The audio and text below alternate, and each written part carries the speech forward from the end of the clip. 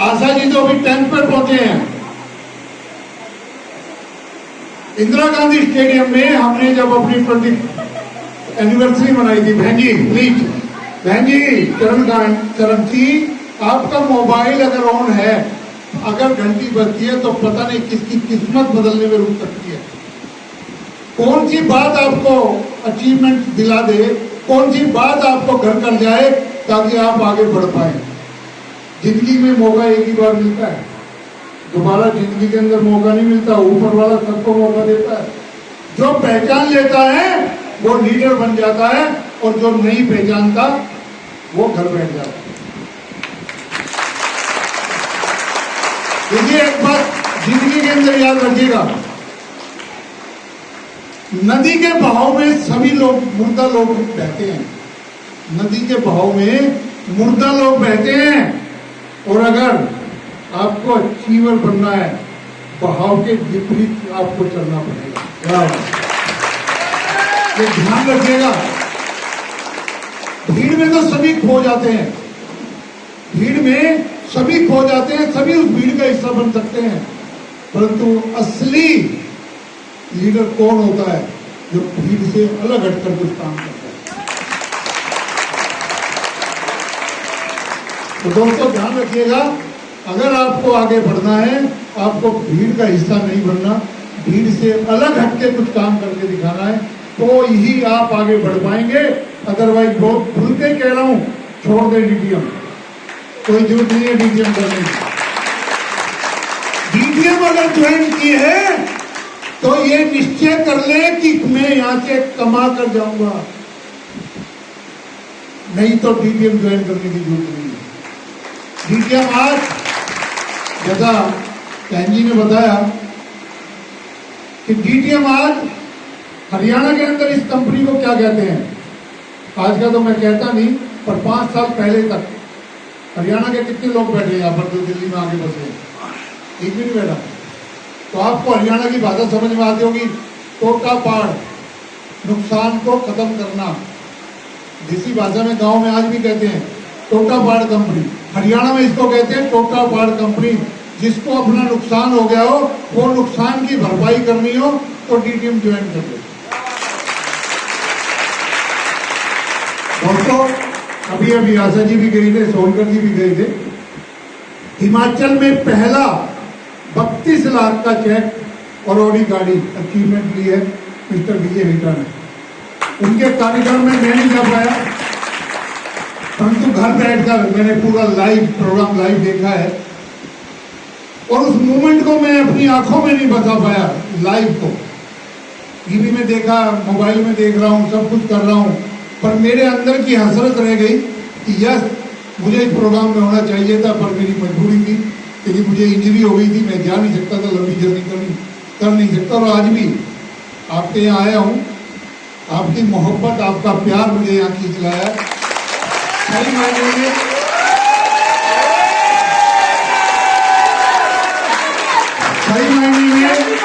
आज भी मतलब मैं इंजरी में हूँ, और जब सोनकर जी मेरा हाथ पकड़कर मुझे जीने पे चढ़ाने की कोशिश करते हैं तो लगता है कि वाकई में मतलब आपने शायद किसी ने उस चीज को नोटिस किया हो, पर मुझे लगा कि नहीं, हाथ पकड़कर नहीं चलूंगा तो मैं अपने पे। परंतु आप लोगों का प्यार इतना जबरदस्त है, आप लोगों का हमेशा से मतलब आपकी ओर इतना जबरदस्त खींचा चला आता हूं कि आपकी एक आवाज बनाने को तैयार हूं।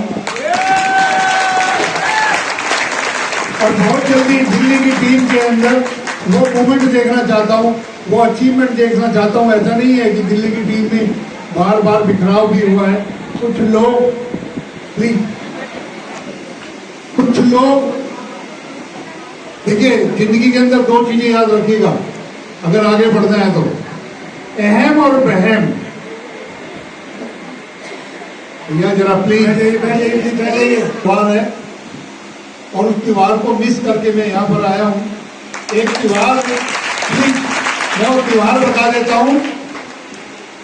मतलब आज के दिन हम लोग सभी से माफी मांगते हैं, जाने अनजाने में पूरे साल में मेरे मेरे द्वारा कहे गए कोई वचन में, मेरे परिवार के द्वारा कहे गए किसी वचन में, जाने अनजाने में अगर कोई गलती, कोई आप शब्द या कोई ऐसा शब्द जो आपको चुभा हो, उसके लिए हम लोग आप सबसे क्षमा मांगते हैं। ये त्योहार हमारा है आज गांधी, बहुत इसको कहते हैं मिच्छामी दुर्गम, तो सभी से हम क्षमा मांगते हैं।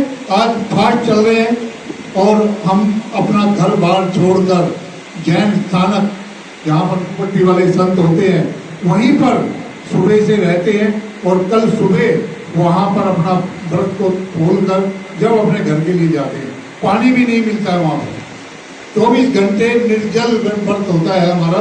तो उसके बाद हम एक दूसरे को क्षमा मांगते हैं।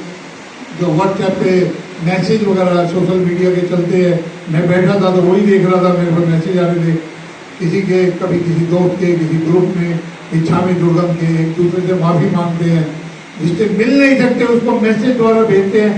तो मैं ये कहना चाहूँगा आज के इस पावन पर्व पर अगर आपकी टीम में किसी ने गलत शब्द भी बोल दिया, उसको अपने दिल से निकाल कर उसको गले लगाएं और उस टीम को के लीडर को अपने आगे बढ़ाएं।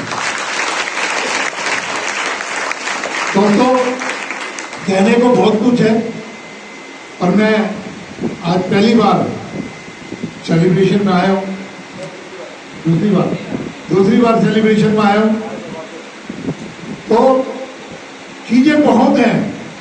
और कुछ दिन पहले एक टीम भी आई थी, टीम के कुछ लीडर आए थे, मैंने एक ही बात कही थी, उनको कुछ टिप्स दिए थे। वैसे तो सोनकर जी ने, आशा जी ने वो टिप्स ऑलरेडी दे रखे हैं, फिर भी हमारा फर्ज था कि टीम कैसे काम करे, कैसे आगे बढ़े, कैसे अपनी टीम को सपोर्ट करे। और सबसे बड़ी बात, जो लोग चलना नहीं चाहते, हाथ पकड़कर पड़ रहा है, उसको छोड़ दे।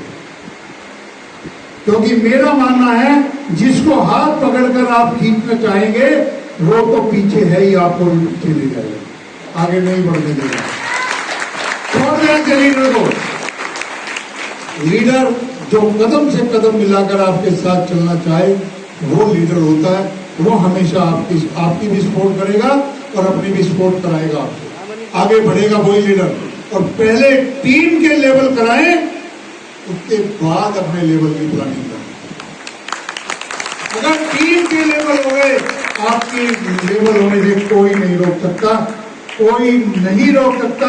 ये चैलेंज के साथ मैं कहता हूं, और हमेशा चैलेंज लेकर काम करने की आदत डालें, चैलेंज लेकर काम करने की आदत डालें। अगर चैलेंज लेकर काम किया, जिंदगी के अंदर कभी फेलियर नहीं होगी। आशा जी का एक सपना था, वो सपना थाईलैंड टूर के अंदर पूरा होना था, पर वो टूर के अंदर पूरा नहीं हो पाया। वो सपना था समुद्र के अंदर 11 से 30 फुट गहराई में नीचे जाकर, सांस रुक गई होगी बहुत होगी, 30 फुट नीचे समुद्र में है, कोई घुटने तक भी पानी में आ जाए तो एकदम से जोर से चिल्लाए मां, आवाज निकलती है ना, कि कभी पानी ना भाग ले जाइए। समुद्र से 30 फुट गहराई में जाकर मछलियों को अपने हाथ से दाना खिलाना था। वो सपना डीपीएम ने दिखाया था। ये गए भी समुद्र में, उस नाव के थ्रू गए भी, स्टीमर के थ्रू गए भी, पर रास्ते में बारिश आ गई, इसलिए इनको वापिस लौटना पड़ा। कोई दिक्कत नहीं है, वो सपना आगे पूरा कराएंगे। अभी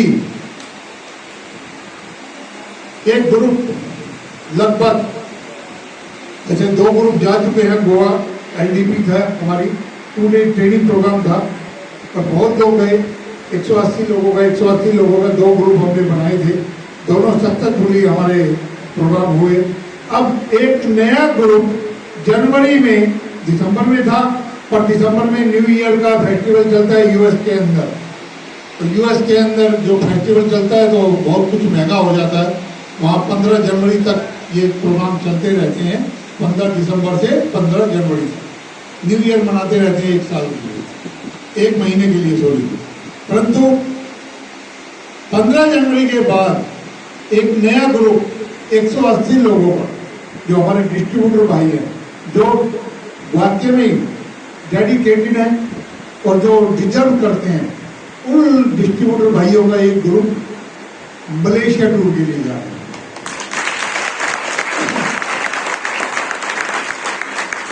टूर पूरा हो चुका है, मतलब 180 लोगों के नाम आ चुके हैं हमारे पास और मलेशिया टूर पे वो जा रहे हैं। ऐसे ही नए नए रूट हम बनाते रहेंगे आगे, किसी और कंट्री के अंदर हम डीटीएम के अंदर, अभी तक तो था डीटीएम के अंदर गुड डीटीएम और क्या बोलते थे, डीटीएम और डीटीएम। एंजॉय तो करते नहीं थे क्योंकि कभी टूर पे नहीं गए, करते नहीं थे ना, तो अब कंपनी ने सोचा कि एंजॉय वाला पार्ट क्यों रह जाए, तो इसलिए एंजॉय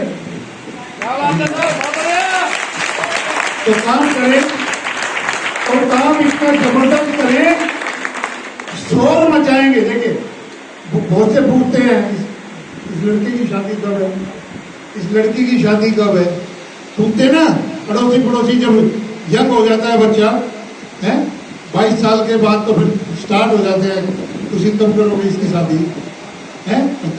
जब तक शादी नहीं होती, जब तक वो पाठ चलता रहता है। तो जब मेरा भी बेटा जवान है, मुझे भी शादी करनी थी, तो लोग पूछते थे, मैं एक ही जवाब देता था, यार जिस दिन शादी होगी ढोल बजेगा, अपना पता लग जाएगा। देखिए पूछ के मेरी भी एनर्जी खराब कर रहे हो, अपनी भी कर रहे हो।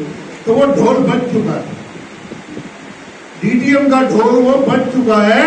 अब भलाई की तैयारी करो, आप अपने आप को प्रूव करके दिखाओ कि यस मैं डिजर्व करता हूं या करती हूं, मैं इस टूर के लिए एलिजिबल हूं।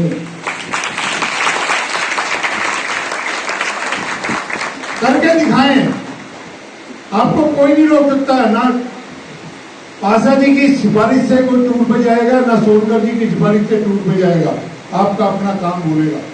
यस, आपका अपना काम बोलेगा। ना इनके कहने से किसी का नाम कट रहा है, ना इनके कहने से किसी का नाम लिखा जा रहा है। कंपनी अपने आप रिजर्व देखती है, आपने नाम दिया, कंपनी आपकी पूरी रिपोर्ट इसकी निकालती है, कब आपने ज्वाइन किया, कितने दिन में लेवल लिए, टीम में कितने लेवल कराए, कितनी मीटिंगें दी, कितने टीम के अंदर लेवल हुए, आपकी वर्किंग कितने घंटे की है, सब चीजें कंपनी अपने आप देखती है। और आप ये सोचते हैं कि हमें रिपोर्ट नहीं होती, हमें एक लीडर की रिपोर्ट होती है। एक सेकंड लगता है आपके सामने बैठे बैठे आपकी टीम में से किसी का भी टेलीफोन करके कंफर्म कर लोगे, एक मिनट लगता है। तो इसलिए वो टेंशन नहीं है। कई बार सोचते हैं ना सीनियर ने नाम कटवा दिया, सीनियर कोई नहीं है नाम कटवाने का। हम तो कहते हैं जो सिफारिश करे उसका नाम पहले काट दो। तो ये कंपनी सिफारिश से नहीं चलती, कंपनी चलती है काम से। और जैसे आशा जी ने कहा, नोटों की कमी है नहीं। जब कोविड में नोट दे सकते हैं आजकल, तो कमी नहीं है, वैसे भी कमी नहीं है, ठीक है ना। तो इसलिए पेआउट की टेंशन नहीं है। सब दुनिया का, हिंदुस्तान का तो मैं कहना चाहूंगा, दुनिया की तो बात अलग है।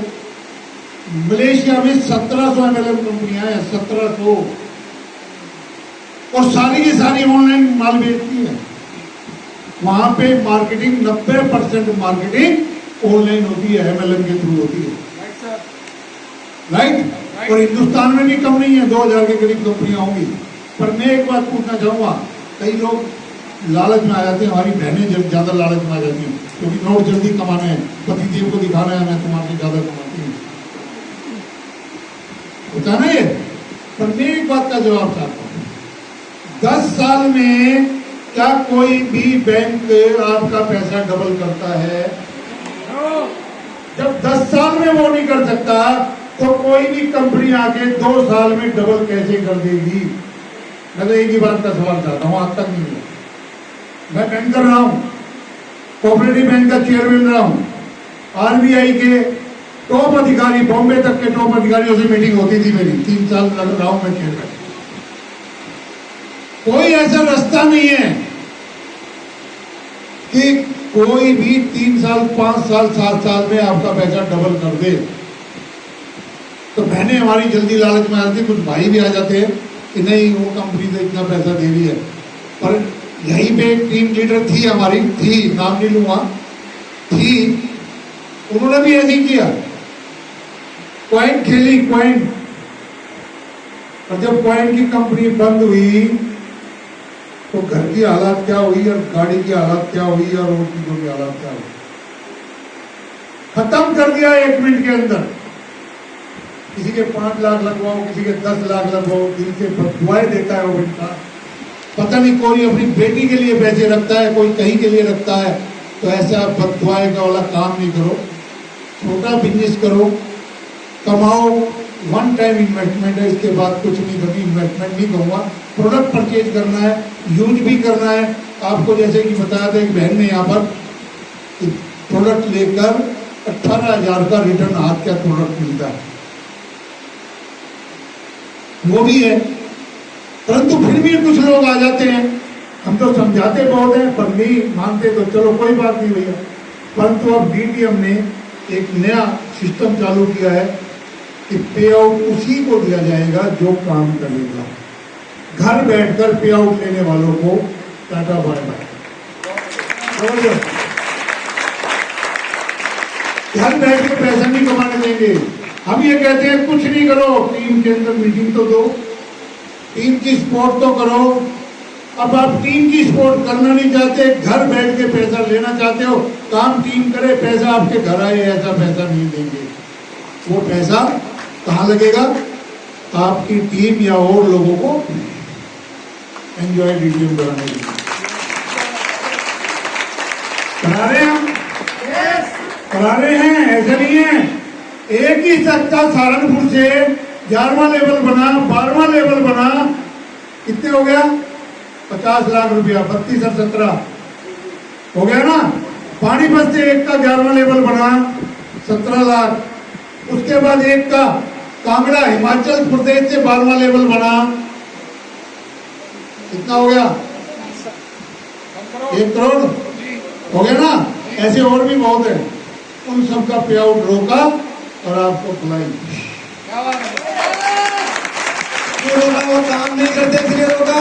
नहीं चाहिए ऐसा लीडर जो घर बैठ के पैसा कमाना चाहता है और अपनी टीम के ए में से तोड़ेगा बी में लगा लेगा, बी से तोड़ेगा ए में लगा लेगा। ऐसे लीडर नहीं चाहिए।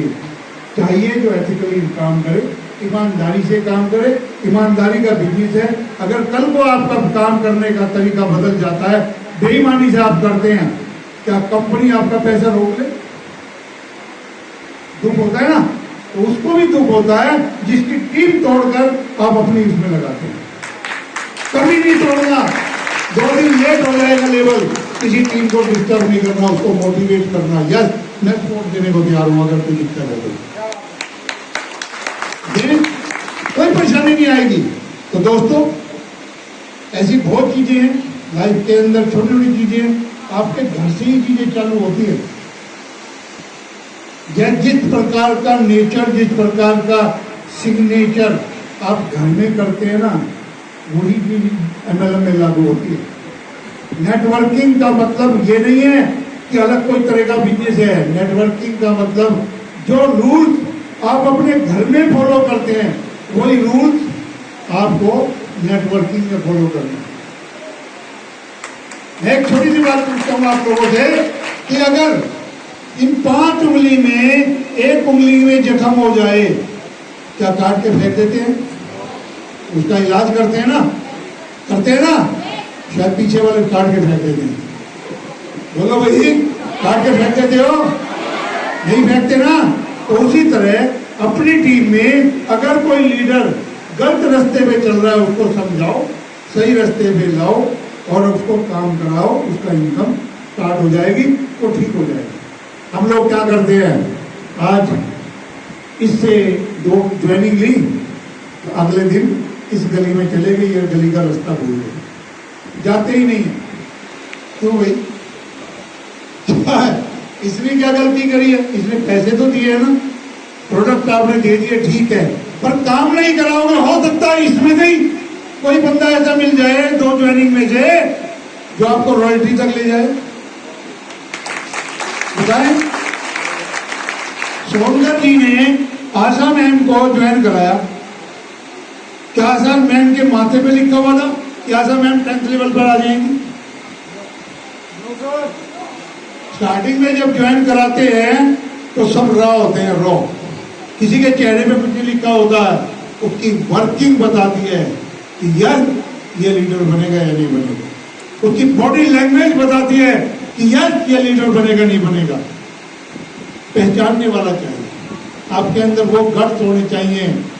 जैसे मैंने कहा स्टार्टिंग में, ऊपर वाला दिमाग सबको देता है, ऐसा नहीं है। कुछ दिमाग को अपनी टेबल के नीचे रख लेते हैं, कुछ टेबल के ऊपर रख लेते हैं। हमने टेबल के ऊपर रखा हुआ है, बस फर्क इतना है। आप टेबल के इसलिए उधर हो, सामने बैठे हो, क्योंकि आपने दिमाग नीचे रख रखा। सोचने की ताकत खत्म कर ली आपने। हम हर टाइम सोचते हैं, इसलिए टेबल के इधर बैठे।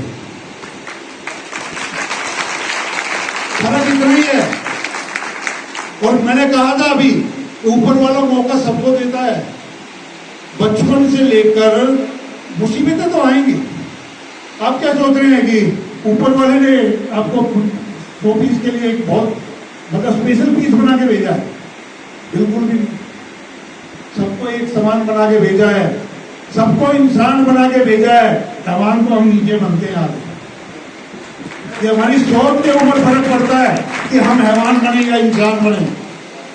हमारी देखिए, बच्चे तो सारे स्कूल में जाते हैं। माँ बाप हर बच्चे को स्कूल में भेजता है ना, भेजता नहीं भेजता? मैं एक बात और पूछता हूं आपसे कि जितने बच्चे नर्सरी में रहते हैं, क्या वो सारे बच्चे जब आप फर्स्ट में ज्वाइन करते हैं, फर्स्ट से फिफ्थ तक, क्या वो सारे बच्चे आपके साथ होते हैं? बताएं, नहीं होते ना? क्यों नहीं होते? सोचा है कभी? और जितने आपके 5वीं क्लास तक के फ्रेंड बने, क्या वो 6 से लेकर 6 स्टैंडर्ड से लेकर 12 तक के आपके साथ रहते हैं? होते हैं उसमें भी। और जितने आप 12th में आपके फ्रेंड बने, वो जब आप ग्रेजुएशन करते हैं या कोई हायर एजुकेशन के लिए बॉम्बे या लंदन या कहीं और जाते हैं, क्या वो सारे के सारे आपके साथ चलते हैं? और जितने आप हायर एजुकेशन में 2, 4, 5 आपके साथ होते हैं, क्या वो सारे बिजनेसमैन बनते हैं या सारे सर्विसमैन बनते हैं? पता ही नहीं होता, नहीं होता ना। तो दोस्तों, ये ऊपर वाले ने एक सिस्टम बनाया है, प्रकृति का नियम बनाया है। चेंज ही प्रकृति का नियम है, बदलाव ही प्रकृति का नियम है। आप ये ना सोचो कि वो रह गया, वो रह गया। एक छोटी सी बात मैं आपको और बताता हूँ, छोटी सी बात और बताता हूँ कि 5 दोस्त 12वीं क्लास में 5 दोस्त एक रेस्टोरेंट में खाना खा रहे थे। और वो खाना खाने के बाद बोले कि अब हम अच्छे बिजनेसमैन बन जाएंगे तो फिर इसी रेस्टोरेंट में एक बार आके फिर खाना खाएंगे। वेटर वहां सुन रहा था उनकी बातें, वो सोचने लगा, जिंदगी बहुत लंबी है, जिंदगी बहुत लंबी है। क्या ये पॉसिबल है कि 12वीं क्लास में आज ये हैं, फिर हायर एजुकेशन जाएंगे, फिर पता नहीं कौन कौन सी कंपनी के अंदर कहाँ कहाँ को सेटल होगा, कोई लंदन होगा, कोई अमेरिका होगा, कोई दिल्ली में होगा, कोई बॉम्बे होगा। ऐसे कैसे पॉसिबल है? परंतु वो दिन भी आया जिस दिन का उन्होंने वायदा किया था, पर उसमें एक शर्त साथ थी, जो लेट आएगा रेस्टोरेंट का बिल वो आएगा।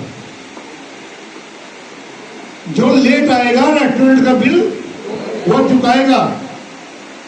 परंतु दोस्तों, ऊपर वाले को कुछ और ही मंजूर था, नसीब कुछ और ही था। एक धीरे धीरे एक दोस्त आया, फिर दूसरा आया, तीसरा आया, चौथा आया, 5वां नहीं आया। परंतु जो वेटर सुन रहा था, उसने उनका ऑर्डर लिया, खाना लगा दिया कि आप खाओ, इतने आ जाएंगे, खाओ आप, इतने आ जाएंगे। खाना भी खा लिया। बिल चुकाने का वक्त आया तो पीछे से एक सूटेड बूटेड हैंडसम सा लड़का आया तो लड़का आने के बाद सबको नमस्कार किया और नमस्कार करने के बाद सबको बताया कि वो आपके 5वें दोस्त अब जिंदगी में कभी नहीं आएंगे। कहले क्यों? कहले वो उस डेट को डेथ हो चुकी है। उनको अफसोस भी हुआ, पर वो लड़का उसी 5वें दोस्त का बेटा था जो उस शहर का कलेक्टर बन चुका था।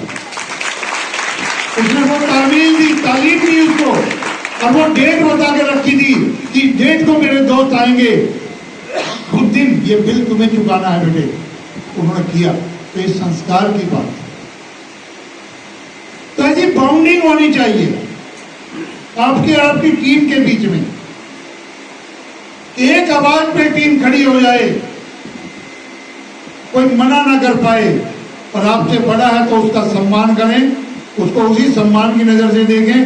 ठीक है, नेटवर्किंग में वो आपका बच्चा समान है, टीम का ड्रो लाइन है, परंतु आपसे बड़ा है तो उसका सम्मान करें, छोटा है तो उसको प्यार से समझाएं, परंतु समझाना तो तरीके से ही पड़ेगा। तो दोस्तों, बहुत कुछ है जो हम आज 3:30 बज गए हैं, 3:35 हो गए हैं, पेट में आपके भी चूहे कूद रहे होंगे, ठीक है ना? चिंता ना करो, मेरे नहीं कूद रहे, मेरे को बिस्कुट और कॉफी पिला दी है आशा जी ने। तो मेरा कहने का मतलब सिर्फ लास्ट में एक ही बात कह के जाऊंगा। हमारा जो मोटो है, स्लोगन है, कर भला हो भला। हमारा स्लोगन है कर भला हो भला। इसका मतलब सीधा साधा है कि आप अपनी टीम को भला करेंगे, आपका भला अपने आप हो जाएगा। ये सिर्फ सोच का फर्क है। आप अपनी सोच को बुलंद बना लें, सोच को बोल्ड बना लें, आपका कोई भी बाल बांका नहीं कर पाएगा। आपकी रुकावटें अपने आप खत्म होती चली जाएंगी। अगर ईमानदारी से काम करेंगे तो सफलता आपके कदम चूमेगी, और अगर बेईमानी से काम करेंगे तो बहुत जल्दी फिनिश हो जाएगा। ये मैंने देखे, अच्छे लोग देखे, बड़े बड़े लीडर देखे हैं और कंपनियों के देखे हैं जो कि कहते थे करोड़ रुपए महीने का मेरा चेक आ रहा है, आज मार्केट में नहीं है। करोड़ रुपए का चेक ऐसे नहीं आता, ईमानदारी से काम करने से आता है, किसी को फरगलाने से नहीं आता है, शाम को शराब पार्टी करने से नहीं आता है। ईमानदारी से जो पैसा आज आप कमा रहे हैं, आपके पेरेंट्स ने आपके लिए बहुत कुछ किया, आज आपका की बारी है। आप अपने बच्चों के लिए, अपनी बीवी के लिए, अपने बच्चों के लिए, अपने पेरेंट्स के लिए बहुत कुछ करें। हमारे सबसे बड़ी खुशी होती है जब पैसा कमाकर आप अपने परिवार के लिए बहुत कुछ करते हैं। और मातृशक्ति यहाँ पर बहन जी ने दिखाया था, मातृशक्ति क्या होती है बताया था। आपने शायद सुना नहीं, मैं बहुत गौर से हर चीज को देख रहा था, सुन रहा था। वाकई में मातृशक्ति की एक बहुत बड़ी ताकत है। अगर शाम को ये प्रेस करके ना दे ना, तो सुबह हम मार्केट में निकलना भूल जाओ। अब नहीं बोलेगा कोई भी। अगर ये शाम का खाना नहीं बनाए ना, रात को 11 बजे आते हैं, थके आ रहे आते हैं, खाना कौन बना के रखता है? आप थोड़ी बनाते हैं, लेडीज ही बनाती है। चिंता ना करो, घर जाके आपको कुछ नहीं कहने वाली है। सिर्फ आपको एहसास करा रहा हूं कि इस शक्ति का एहसास करो। इनको भी मार्केट के अंदर ईमानदारी से काम करने का एक रास्ता बताओ।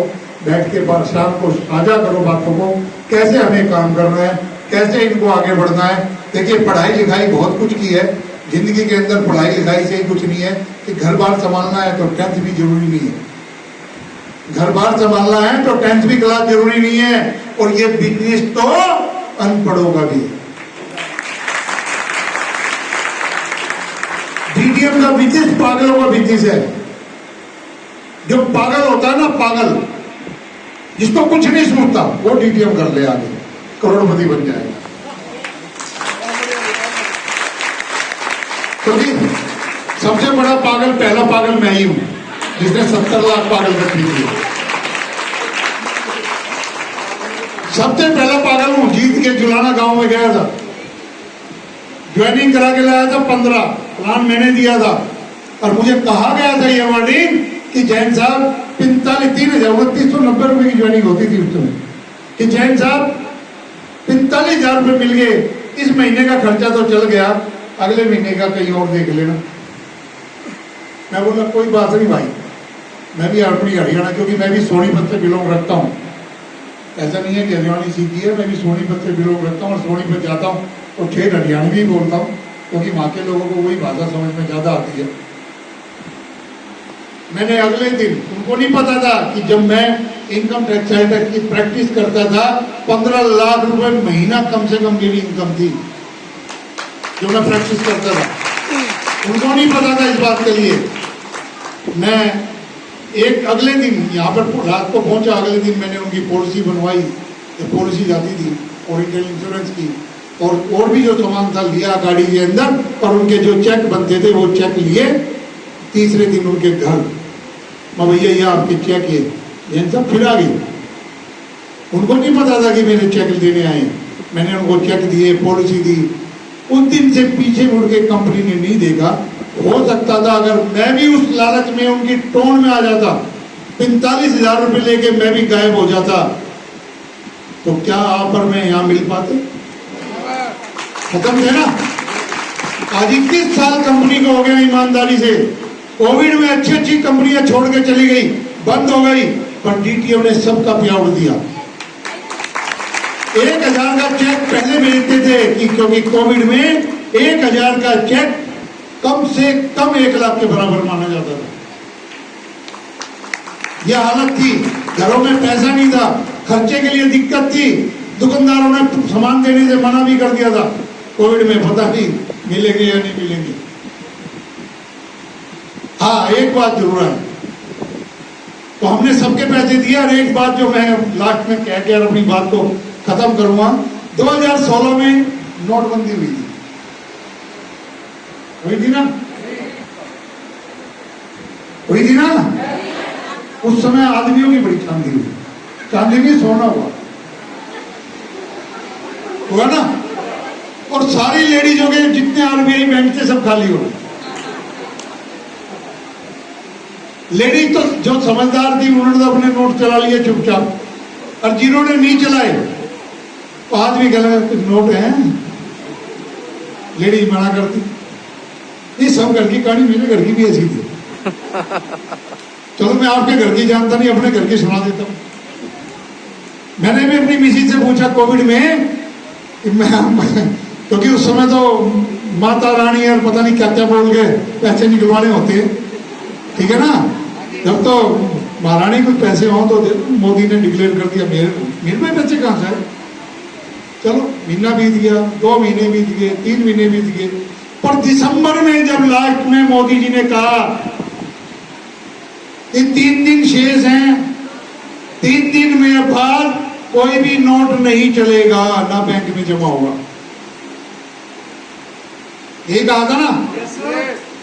मैंने फिर महारानी को टोका, महारानी हो कुछ हो तो बता दो, नहीं तो बाद में तो तस्वीर बनानी पड़ेगी। कह लगी अच्छा रुको। मकान जो है 3 मंजिले था, तो बीच वाली मंजिल पे गई और एक बैग सा लेके छोटा सा और ले ला के मेरे पास रख दिया। कह लगी यू है चुपचाप ऊपर चली गई, वहां रुकी नहीं। मैं कहाँ गई, पर वो तो ऊपर आवाज भी नहीं सुन रही थी। मैंने नोट गिने,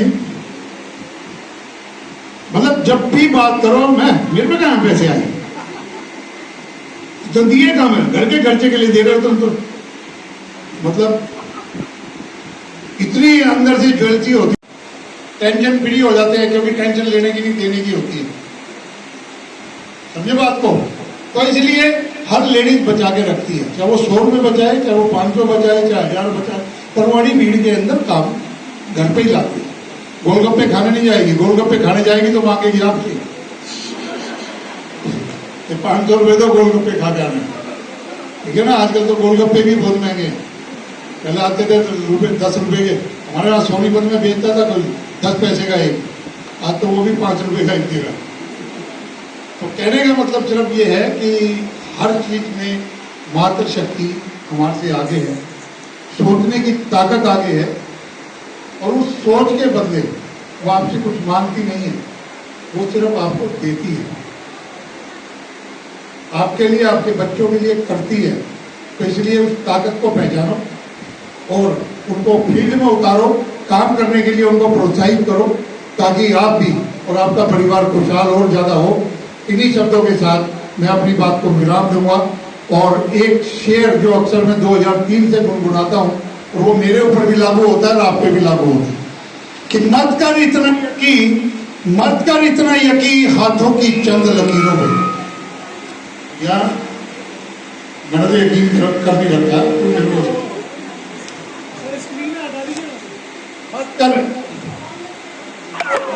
मत कर इतने यकीन हाथों की चंद लकीरों का, किस्मत तो इनकी भी होती है जिनके हाथ नहीं होती। Thank you, thank you, thank you.